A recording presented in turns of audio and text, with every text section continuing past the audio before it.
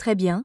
Tout le monde. Je vais faire une courte vidéo, car je n'avais pas prévu de faire cette vidéo, mais j'ai pensé que ce serait un bon tremplin pour le reste de la série. Les commentaires sont arrivés, les gens se sont exprimés et les raisons qui ont été partagées pour lesquelles les gens quittent l'adventisme sont arrivées rapidement, et très franchement, elles sont arrivées avec fureur. Je veux donc maintenant prendre un peu de recul, regarder ce que les gens disent, et nous pourrons ainsi avoir une idée plus claire de la manière d'aller de l'avant. Si vous restez sur cette chaîne, vous apprendrez très vite que je n'ai jamais peur des questions sur ma foi et que je crois qu'il faut interagir avec les gens avec respect, car c'est un art qui se perd de nos jours. Avant de commencer, je tiens à préciser que lorsque j'ai relancé mon adventisme en 2012, j'ai déjà abordé les différents problèmes que vous allez voir, et je suis convaincu que les enseignements du corps de croyants auquel j'appartiens sont ancrés dans la Bible et adhèrent étroitement aux enseignements des Écritures. C'est pourquoi je continue d'être un membre actif de l'Église adventiste du 7e jour. En gardant cela à l'esprit, voici les raisons que les gens ont données pour expliquer pourquoi ils ont quitté l'Église adventiste du 7e jour ou envisagent de la quitter. Ce sont les questions auxquelles nous répondrons ensemble au cours de ce voyage. Très bien.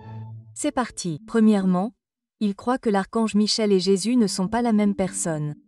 Ils croient que la doctrine d'un Dieu trinitaire est fausse. La marque de la bête n'est pas le dimanche. La prophétie des 2300 jours est fausse.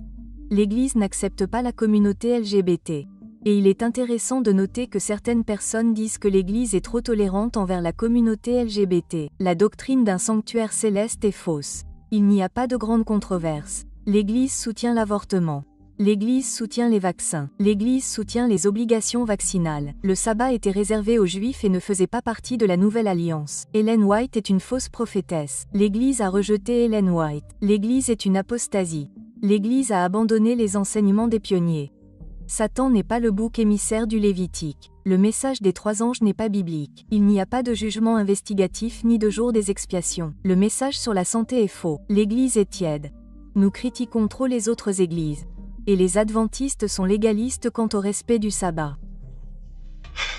Voilà, je suis sûr qu'il y en a d'autres, mais de manière générale, c'est la liste exhaustive. Je ne crois pas qu'il faille cacher les questions et je ne crois pas qu'il faille se cacher des questions. Mais je pense que nous pouvons tous convenir qu'il y a beaucoup à aborder et nous allons le faire. Mais il y a quelque chose de très important que je veux que vous voyiez aujourd'hui. J'essaie vraiment de trier les choses de manière logique afin d'avoir une idée claire de ce que je regarde réellement. Et si vous ne l'avez pas remarqué, il y a en fait 2 catégories de personnes très différentes qui expriment leur mécontentement envers l'Église adventiste du 7e jour. Un groupe pense que les gens devraient partir parce que l'Église est une apostasie, car nous ne respectons pas les doctrines des pionniers adventistes du 7e jour. D'un autre côté, il y a un groupe tout aussi bruyant qui pense que l'Église est une apostasie parce que les doctrines des pionniers étaient fausses au départ.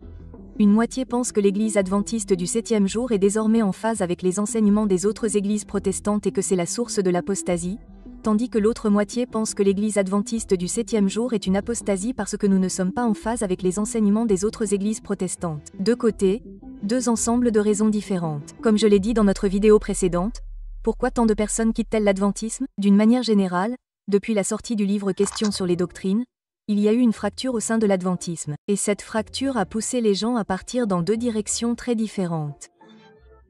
2 camps diamétralement opposés. 2 camps qui, s'ils étaient dans la même pièce, se battraient probablement l'un contre l'autre. Eh bien, ils vous disent tous les 2 de partir. Et maintenant que j'y pense, si vous n'êtes pas adventiste du 7e jour, j'imagine qu'ils vous disent également de ne pas les rejoindre. Et vous devez faire votre choix en fonction du poids des preuves.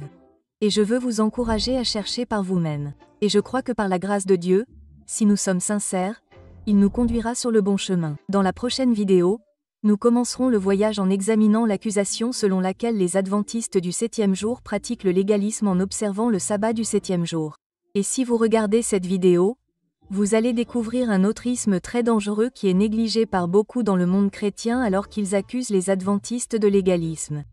Donc, si vous souhaitez rejoindre cette recherche et cette communauté que nous construisons, n'oubliez pas de vous abonner. Comme je l'ai dit, c'est une question rapide, c'est tout pour l'instant. Mais avant de partir, je voudrais juste faire une dernière remarque. Au vu du ton de certains commentaires que j'ai lus, il me reste juste une chose à dire. La colère et le ridicule ne sont pas la preuve que vous détenez la vérité. Ce sont seulement la preuve que vous êtes en colère. Que Dieu vous bénisse.